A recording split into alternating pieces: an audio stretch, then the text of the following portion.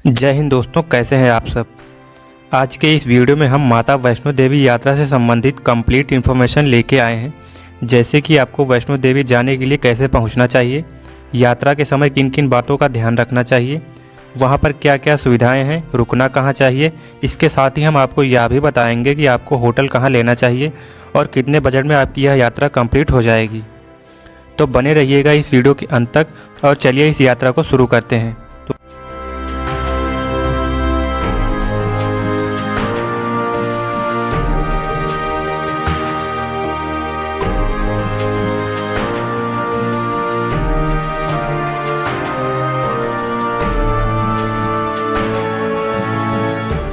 दोस्तों, अगर आप पहली बार वैष्णो देवी की यात्रा पर जा रहे हैं तो यात्रा से जुड़ी सारी जानकारी आपको इस वीडियो में मिल जाएगी, जिससे आपको अपनी यात्रा करने में कोई परेशानी नहीं होगी। दुनिया भर के हिंदू धर्म के मानने वाले श्रद्धालुओं के मन में माता वैष्णो देवी को लेकर एक अलग ही आस्था रहती है। माता वैष्णो देवी मंदिर तक की यात्रा को देश के सबसे पवित्र और कठिन यात्राओं में से एक माना जाता है और इसकी वजह यह है कि माता का दरबार जम्मू स्थित त्रिकूट पर्वत पर एक गुफा में है, जहां तक पहुंचने के लिए 14 किलोमीटर की कठिन चढ़ाई चढ़नी पड़ती है। आइए चलिए सबसे पहले बात करते हैं कि वैष्णो देवी जाने के लिए कटरा तक कैसे पहुंचा जाए। दोस्तों, अगर रेल मार्ग की बात करें तो आपको भारत के हर कोने से जम्मू तक के लिए एक्सप्रेस ट्रेनें मिल जाएंगी। आजकल तो बहुत सी ट्रेनें ऐसी भी हैं जो आपको डायरेक्ट माता वैष्णो देवी कटरा रेलवे स्टेशन तक लेकर जाती हैं। अगर आपकी ट्रेन जम्मू तक की है तो आप जम्मू स्टेशन से कटरा रेलवे स्टेशन तक की ट्रेन ले सकते हैं या फिर स्टेशन से बाहर आकर टैक्सी या बस से कटरा पहुंच सकते हैं। दूसरी ओर बात करते हैं सड़क मार्ग की। तो सड़क मार्ग के लिए सबसे पहले आपको जम्मू आना होगा। अगर आप बस से आना चाहते हैं तो दिल्ली और भारत के अन्य बड़े शहरों से आपको जम्मू तक के लिए डायरेक्ट बसें मिल जाएंगी, जहां से आप 68 किलोमीटर की दूरी तय करने के बाद कटरा पहुंच जाएंगे। इसके लिए आपको जम्मू बस स्टैंड से बस मिल जाएगी। आखिर में बात करते हैं हवाई मार्ग की। दोस्तों, अगर आप हवाई मार्ग से वैष्णो देवी आना चाहते हैं तो सबसे बेहतर विकल्प यही रहेगा कि आप जहां भी रहते हैं वहां से दिल्ली या चंडीगढ़ आ जाएं।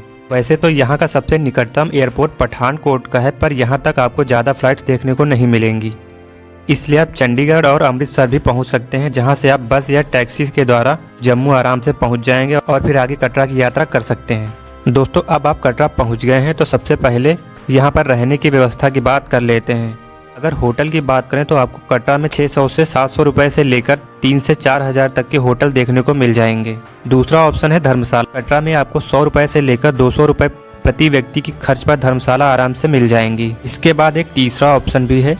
यहाँ पर माता वैष्णो देवी श्राइन बोर्ड की तरफ से रूम फैसिलिटी भी अवेलेबल है। श्राइन बोर्ड के निहारिका कॉम्प्लेक्स में 100 रुपये प्रति व्यक्ति बेड के हिसाब से रहने की व्यवस्था मिल जाएगी। दोस्तों, इसकी लोकेशन एकदम बस स्टैंड के सही, इसलिए इसे ढूंढने में आपको ज़्यादा मेहनत नहीं करनी पड़ेगी। श्राइन बोर्ड से संबंधित किसी भी जानकारी और बुकिंग के लिए आप इनकी वेबसाइट maavaishnodevi.org विजिट कर सकते हैं। इस वेबसाइट का लिंक आपको वीडियो के डिस्क्रिप्शन में मिल जाएगा। आगे बात करते हैं खाने की। आपको यहाँ शुद्ध शाकाहारी खाना आराम से मिल जाएगा। चलिए आगे बात कर लेते हैं वैष्णो देवी यात्रा के बारे में। यात्रा करने के लिए सबसे पहले आपको रजिस्ट्रेशन कराकर यात्रा पर्ची लेनी होती है। अगर आप ट्रेन से कटरा पहुँचते हैं तो रेलवे स्टेशन पर भी यात्रा पर्ची निकल जाती है। दूसरी ओर बस स्टैंड से लगा हुआ यात्रा पर्ची का ऑफिस, आप यहाँ से भी यात्रा पर्ची ले सकते हैं। अगर आप रजिस्ट्रेशन कराने के लिए लाइन में नहीं लगना चाहते हैं तो आप पहले से ही maavaishnodevi.org वेबसाइट पर जाकर अपनी ऑनलाइन यात्रा पर्ची निकाल सकते हैं। यहाँ पर इस बात का जरूर ध्यान रखें कि यात्रा पर्ची निकालने के लिए आपको कोई भी शुल्क नहीं देना होता है, यानी कि यह एकदम फ्री होती है। चलिए अब बात कर लेते हैं कि आपको माता वैष्णो देवी की यात्रा साल के किस महीने में करनी चाहिए। दोस्तों, वैसे तो यात्रा पूरे साल खुली रहती है और आप यहाँ कभी भी जा सकते, लेकिन गर्मियों में मई से जून और नवरात्रि यानी कि मार्च से अप्रैल और सितंबर से अक्टूबर के बीच यहाँ पर पीक सीजन होता है। इसकी वजह से यहाँ पर ज़बरदस्त भीड़ देखने को मिलती है। इसके अलावा आपको बारिश के सीजन में यात्रा करने से बचना चाहिए, क्योंकि यात्रा मार्ग पर बहुत ज़्यादा फिसलन होती है।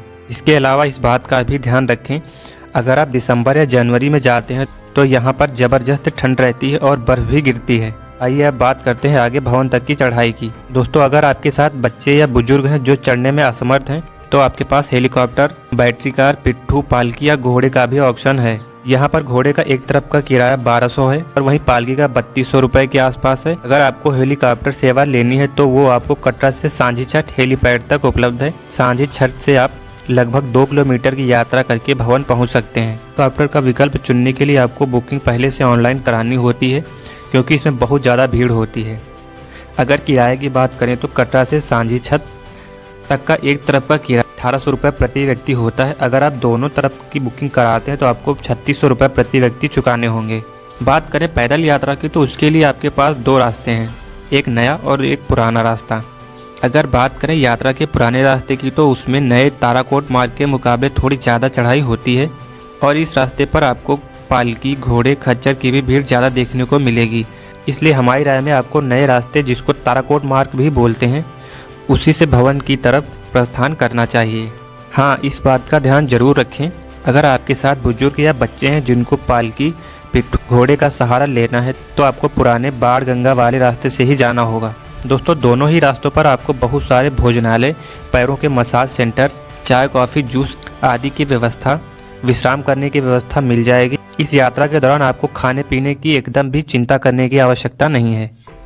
चलिए आगे बात कर लेते हैं भवन तक पहुंचने के बीच में रास्ते में पड़ने वाले कुछ इंपॉर्टेंट जगहों के बारे में। सबसे पहले आता है बाणगंगा। ये समुद्र तल से 2700 फीट की ऊंचाई पर स्थित है। ये नदी पवित्र मानी जाती है और साधारण हिंदू परंपरा के अनुसार श्रद्धालु आगे यात्रा पर बढ़ने से पहले इस नदी में स्नान करना पसंद करते हैं, इसलिए यहाँ पर कुछ घाट भी बनाए गए हैं। बाणगंगा से लगभग 1.5 किलोमीटर आगे समुद्र तल से 3280 फीट की ऊंचाई पर चरण पादुका स्थित है। ऐसा माना जाता है कि यहाँ पर माता वैष्णो देवी के पैरों के निशान एक चपटी चट्टान पर बने हुए हैं और बहुत ज़्यादा भीड़ ना होने पर यहाँ पर आपको दर्शन करने में बस कुछ ही मिनटों का समय लगता है। दोस्तों, चरण पादुका के पास ही श्राइन बोर्ड के द्वारा संचालित एक छोटा सा हॉस्पिटल भी है। यहाँ पर आपको डॉक्टर मिल जाएंगे जिनसे आप ज़रूरत के समय संपर्क कर सकते हैं। बात करते हैं अर्धकुमारी की। दोस्तों, पैदल रास्ते में अर्धकुमारी आधे रास्ते पर स्थित है। कटरा से यहाँ तक की दूरी 6 किलोमीटर की और यहाँ से पवित्र गुफा की भी दूरी 6 किलोमीटर की है। वैष्णो देवी यात्रा के दौरान अर्धकुमारी सर्वाधिक महत्वपूर्ण दर्शनों में से एक है। अगर आप नवरात्रि या दशहरा के समय पर जाते हैं तो यहाँ पर बहुत ज़्यादा भीड़ होती है। यहाँ पर दर्शन करने के लिए आपको एक टोकन लेना पड़ेगा, जिसमें आपका नंबर बहुत ज़्यादा भीड़ होने पर 10 से 12 घंटे में आता है। वहीं अगर आप ऑफ सीजन में जाते हैं तो 4 से 5 घंटे में भी दर्शन कर सकते हैं। दोस्तों, हमारी राय में अगर आपका नंबर 10 से 12 घंटे से ज़्यादा का है तो आपके पास समय काफ़ी हो जाता है। आप ऊपर भवन के दर्शन करके वापस आकर अर्धकुमारी में दर्शन कर सकते हैं। अर्धकुमारी में आपको रुकने की व्यवस्था मिल जाती है। यहाँ पर कई सारे हॉल, रूम और डॉर्मेट्री मौजूद हैं। अगर आपको रूम नहीं भी मिल पाता है तो आप हॉल में 100 रुपये प्रति कंबल के हिसाब से 12 घंटों तक आराम कर सकते हैं और कंबल वापस करने पर आपको 100 रुपये वापस मिल जाएंगे। ये बात करते हैं हिमकोटि की। दोस्तों, हिमकोटि अर्धकुमारी से 3.5 किलोमीटर की दूरी पर नए यात्रा मार्ग पर स्थित है। भवन के रास्ते में स्थित हिमकोटि बहुत ही सुंदर स्थान है। यहाँ से आप पूरी घाटी का बहुत ही मनमोहक और सुंदर दृश्य देख सकते हैं। श्री माता वैष्णो देवी श्राइन बोर्ड की तरफ से यहाँ पर कई सारे व्यू पॉइंट रेस्टोरेंट बनाए गए हैं, जिसमें आपको डिब्बा बंद पकाया भोजन मिल जाएगा। यात्रा के दौरान आप यहाँ आराम करके तनाव कम करके आगे बढ़ सकते हैं। चलिए आगे बात कर लेते हैं सांझी छत की। इस स्थान से यात्रा का अंतिम पड़ाव यानी कि माता का भवन लगभग 2 किलोमीटर की दूरी पर है। दोस्तों, अगर आप हेलीकॉप्टर से आते हैं तो सांझी छत वह स्थान है जहाँ पर आपको हेलीकॉप्टर छोड़ेगा। यहीं पर ऊपर हेलीपैड बना हुआ। यहाँ से भवन तक का 2 किलोमीटर का रास्ता या तो आप पैदल तय कर सकते हैं और अगर आप पैदल नहीं चढ़ सकते हैं तो यहाँ पर आपको घोड़े, पालकी या पिट्ठू भी मिल जाएंगे। एक बार आप भवन पहुँच गए तो आपका सबसे पहला सवाल यह रहेगा कि आप अपना कीमती सामान कहाँ रखेंगे। भवन के आसपास आपको कई सारे लॉकर रूम मिल जाएंगे जहाँ पर आप अपना मोबाइल, कैमरा, बेल्ट आदि जमा कर सकते हैं, क्योंकि ये सब भवन के अंदर ले जाने की अनुमति नहीं है। जूते चप्पल की बात करें तो यहाँ पर जूते चप्पल का फ्री स्टैंड है। आगे बात करते हैं प्रसाद की। प्रसाद खरीदने के लिए यहाँ पर श्राइन बोर्ड की प्रसाद की दुकान है, जहाँ आप 10, 20, 50 रुपए का प्रसाद खरीद सकते हैं। इसके बाद आपको दर्शन करने के लिए लाइन में लग जाना है और अपनी बारी आने का इंतज़ार करना है। अगर आप ऑफ सीजन में वैष्णो देवी आते हैं तो आपको दर्शन लगभग 2 घंटे में आराम से हो जाएंगे, पर अगर आप नवरात्रि, दशहरा के आसपास यहाँ आते तो आपको 4 से 5 घंटे तक लाइन में खड़ा रहना पड़ सकता है। अगर आप भवन के आसपास रुकना चाहते हो तो यहाँ पर बहुत सारे कमरों की व्यवस्था है। यहाँ पर आप पहले से कमरा बुक करके रख सकते हैं। दोस्तों, कहा जाता है ना, अगर आप वैष्णो देवी के दर्शन करने आते हैं और भैरव बाबा के दर्शन करने नहीं जाते हैं तो आपका दर्शन अधूरा माना जाता है। इसलिए आइए आगे बात कर लेते हैं कि आपको भैरव बाबा के दर्शन करने के लिए कैसे जाना है। ये मंदिर भवन से लगभग 2 किलोमीटर आगे स्थित है। यहाँ पर जाने के लिए आपके पास कई ऑप्शन हैं। पहला ऑप्शन, आप रोपवे का सहारा ले सकते हैं। इसका टिकट आने और जाने का मिलाकर 100 रुपये लगता है। दूसरी ओर अगर आप पैदल जाना चाहते हैं तो आप 2 किलोमीटर पैदल ट्रैक भी कर सकते हैं। इस रास्ते पर आपको घोड़े खच्चर भी मिल जाएंगे, जिनका किराया 300 से 400 रुपये के आसपास होता है। चलिए आगे बात करते हैं कि आपको वैष्णो देवी की यात्रा पर जाने के लिए कितने दिन का ट्रिप बनाना चाहिए और इसका कुल खर्चा कितना आएगा। अगर आप पीक सीजन में जाते हैं तो आपको कम से कम 3 दिन का ट्रिप जरूर बनाना चाहिए, और अगर आप किसी ऐसे समय में जा रहे हैं जब उतनी ज़्यादा भीड़ नहीं होती है तो आप कम से कम पूरे 2 दिन का ट्रिप जरूर बनाएं।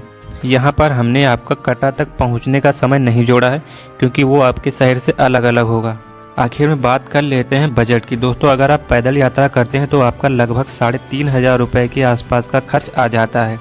वहीं अगर आप घोड़े या खच्चर के द्वारा यात्रा करते हैं तो आप 6 से 7,000 रुपये प्रति व्यक्ति खर्च कर देंगे। वहीं अगर आप हेलीकॉप्टर से यात्रा करते हैं तो वही कुछ 9 से 10,000 रुपये के आसपास प्रति व्यक्ति का खर्च आएगा। दोस्तों, ये सारे खर्च हमने कटरा से भवन तक और भवन से कटरा आने तक के बताए हैं। आपके शहर से कटरा तक पहुंचने के खर्चे अलग अलग होंगे। दोस्तों, हम आशा करते हैं कि हमारे चैनल टूर विद अनीश की इस वीडियो में माता वैष्णो देवी और उनके दर्शन से संबंधित संपूर्ण जानकारी मिल गई होगी। अगर आप या आपका कोई दोस्त माता वैष्णो देवी की यात्रा का प्लान कर रहा है तो उनको ये वीडियो जरूर शेयर कीजिएगा, और अगर आप हमारे चैनल पर नए हैं तो चैनल को सब्सक्राइब जरूर कीजिएगा। इसके बाद भी अगर आपका कोई सवाल है तो आप हमें नीचे कमेंट बॉक्स में पूछ सकते हैं, जिसका जवाब हम जरूर देंगे। बहुत ही जल्द मिलते हैं एक नए वीडियो के साथ। तब तक के लिए जय हिंद, आपकी यात्रा मंगलमय हो।